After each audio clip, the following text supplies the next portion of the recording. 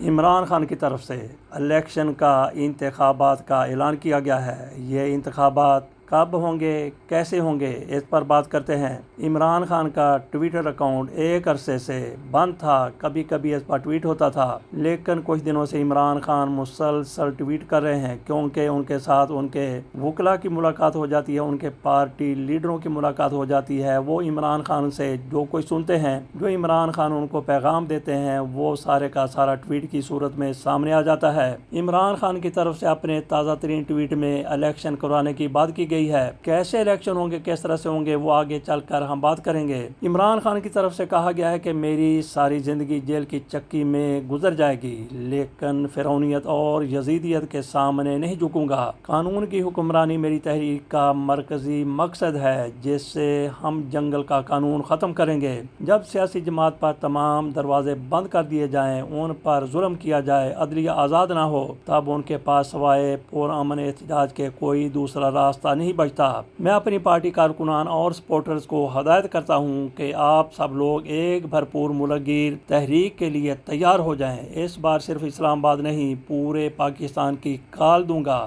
Party کے تمام لوگوں کو پیغام دینا چاہتا ہوں، آپ میں سے کوئی بھی الیکٹیبل نہیں ہے۔ آپ سب نظریے کے زور پر جیت کر آئے ہیں۔ مجھے سب کے بارے میں معلوم ہے کہ کون وکٹ کے دونوں طرف کھیل رہا ہے۔ جو پارٹی احکامات پر عمل پیرا نہیں ہوگا، اس کی جماعت میں کوئی جگہ نہیں ہوگی۔ مجھے جب بھی موقع ملا پارٹی انتخابات کرواؤں گا۔ پارٹی میں الیکشن کروانا ناگزیر ہے تاکہ ورکرز اوپر آ سکیں۔ انہوں نے عام انتخابات کی بات نہیں کی، بلکہ اپنی پارٹی کے اندر انتخابات کی بات کی ہے۔ 9 مئی صرف آدھے گھنٹے کا کیس ہے، اس کی سی سی ٹی وی فوٹیج چرانے والے ہی اصل ذمہ دار ہیں۔ اگر وہ سمجھتے ہیں کہ پاکستان تحریک انصاف نے 9 مئی کیا تھا تو سی سی ٹی وی فوٹیج سامنے لے آئیں۔ پولی گرافک ٹیسٹ تو شہباز شریف کا ہونا چاہیے اور اس سے پوچھنا چاہیے کہ وہ فارم 47 سے آیا ہے یا فارم 45 سے۔ عمران خان کہتے ہیں کہ میں پاکستان کا سابق وزیر اعظم ہوں، جس کے لیے جیل میں علیحدہ کیٹیگری ہوتی ہے، لیکن مجھے جیل میں عام قیدیوں والی سہولیات بھی نہیں دی گئیں۔ مجھے جیل میں جس سیل میں 22 ماہ سے قید کیا ہوا ہے وہ ایک چکی ہے۔ اس ملک میں چوروں کو وی وی آئی پی سیل میں رکھا گیا، جو کسی سوئٹ سے کم نہیں۔ یہاں جنگل کا قانون نافذ ہے اور ایک کرنل کے کہنے پر تمام عدالتی احکامات ہوا میں اڑا دیے جاتے ہیں۔ میرے بچوں سے میری بات نہیں کروائی جاتی، میری بہنوں کو مجھ سے ملنے نہیں دیا جاتا، میری کتابوں سے پتہ نہیں کیا مسئلہ ہے کہ 2.5 ماہ سے مجھ تک کوئی کتاب نہیں پہنچنے دی گئی، صرف وہی کتابیں دی جاتی ہیں جو میں پہلے ہی پڑھ چکا ہوں۔ میں ایک سیاسی جماعت کا سربراہ ہوں، لیکن میری جماعت کے لوگوں کو مجھ سے ملنے کی اجازت نہیں دی جاتی، حالانکہ ان کے پاس عدالتی احکامات موجود ہوتے ہیں۔ عمران خان مزید کہتے ہیں کہ صرف مجھے اذیت دینے کے لیے میری اہلیہ کو سزائیں سنائی گئیں۔ اس سے زیادہ گھٹیا پن کیا ہو سکتا ہے کہ ایک ہفتے میں میرے اہل خانہ یا وکلاء سے صرف 30 منٹ کی ملاقات کروائی جاتی ہے۔ میری اہلیہ پر صرف سہولت کاری کا جھوٹا الزام تھا جو ثابت بھی نہیں ہو سکا۔ عمران خان کی طرف سے کہا گیا کہ عدالتوں کے باہر احتجاج میں تمام اپوزیشن اراکین لازمی شرکت کریں۔ 26ویں ترمیم کے بعد عدلیہ بالکل مفلوج اور بے اثر ہو چکی ہے۔ اسلام آباد ہائی کورٹ کا چیف جسٹس بارہا وعدے کرنے کے باوجود بھی ہمارے کیسز نہیں لگا رہا۔ سپریم کورٹ نے ملٹری ٹرائل کے حق میں فیصلہ دے کر اپنے ہی عدالتی نظام پر عدم اعتماد کر دیا ہے۔ عمران خان کہتے ہیں کہ بھارت کے جواب میں ہماری فورسز خصوصاً پاک فضائیہ نے زبردست جواب دیا اور پوری قوم نے بھی ساتھ دیا۔ میں جیل میں مقید ہوں، مگر یہاں بھی لوگوں نے پاکستان کے جواب پر خوشی منائی۔ اڈیالہ جیل میں ناحق قید سابق وزیر اعظم عمران خان کی دوران ٹرائل کارکنان، وکلاء اور صحافیوں سے گفتگو اور سوالات کے جوابات جو آپ کے سامنے ہم نے اب بھی رکھے ہیں۔ شروع میں ہم نے کہا تھا کہ عمران خان نے انتخابات کا اعلان کیا ہے، الیکشن کا اعلان کیا ہے۔ ان کی طرف سے یہ اعلان پارٹی میں الیکشن انتخابات کا کیا گیا ہے۔ دیکھتے ہیں عمران خان کب ان انتخابات کو کنڈکٹ کرواتے ہیں۔ وزیر اعظم شہباز شریف ہی نہیں بلکہ پوری کی پوری رجیم حق نمک ادا کرتے ہوئے فیلڈ مارشل سید آصف منیر کی تعریفوں کے پل باندھ رہے ہیں۔ پاکستان اور بھارت کے درمیان ہونے والی کشیدگی، جس میں پاکستان کی طرف سے بھارت کو سخت جواب دیا گیا۔ بھارت کے کئی بیسز کو ملیا میٹ کر دیا گیا، بھارت کی کئی تنصیبات تباہ کر دی گئیں، اور پہلے ہی گھنٹے میں جب پاکستان پر بھارت کی طرف سے یلغار کی گئی 6 جہاز مار گرائے گئے، جن میں سے 3 بہترین رافیل جہاز بھی تھے۔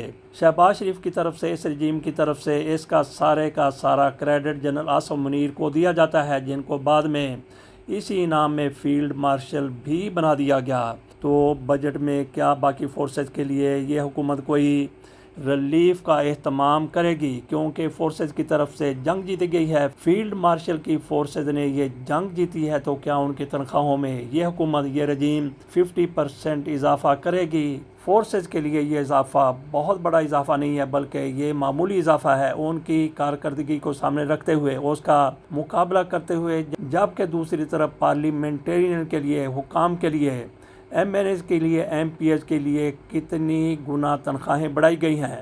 اس کے مقابلے میں اگر پاک فورسز کی تنخواہوں اور پینشنوں میں اضافہ کر دیا جاتا ہے تو وہ اس کے مقابلے میں بالکل بھی معمولی ہوگا۔ تو ناظرین، آپ کو کیا لگتا ہے کہ شہباز شریف صاحب اور ان کی رجیم کیا فورسز کی تنخواہوں میں 50% اضافہ کرے گی؟ بلکہ ہماری تو یہ تجویز ہے کہ جتنے بھی سرکاری ملازمین ہیں ان کی تنخواہوں میں 50% کم از کم اضافہ کیا جانا چاہیے۔ باقی شہباز شریف کے بارے میں یہی اب تک سنتے آئے ہیں کہ وہ کینسر سروائیور ہیں، تو یہ سارا کچھ کیا ہمدردیاں حاصل کرنے کے لیے کہا جاتا تھا، اور یہ بھی کہا جاتا تھا کہ ان کی کمر میں مسلسل درد رہتا ہے۔ شہباز شریف کی کمر ٹیڑھی ہو چکی ہے، دوری ہو چکی ہے، اور شہباز شریف کورونا کے دوران ان کو 3 مرتبہ کورونا بھی ہوا تھا، 1 مرتبہ، دوسری مرتبہ اور تیسری مرتبہ بھی، اور یہ وہ دن تھے جب ان کو کئی مقدمات کا سامنا کرنا پڑتا تھا۔